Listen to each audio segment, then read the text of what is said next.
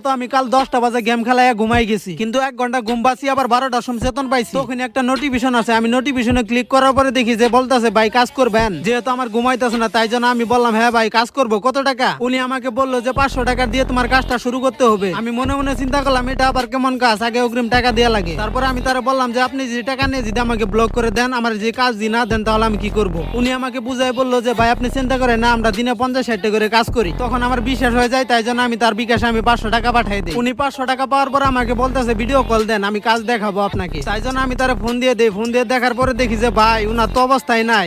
আমি ভিডিও কলে দেখার পরে আমার মাথা একদমই নষ্ট হয়ে গেছে, একদমই হ্যাং হয়ে গেছে। আমি তারা বললাম যে আমি এরকম কাজ করব না, আমার টাকাটা ফেরত দেন। উনি আমাকে বলতেছেন টাকা ফেরত দেওয়া হবে না, কাজ করলে করেন, না করলে বাদ দেন। তাই জন্য বাধ্য হয়ে আমি কাজটা করি।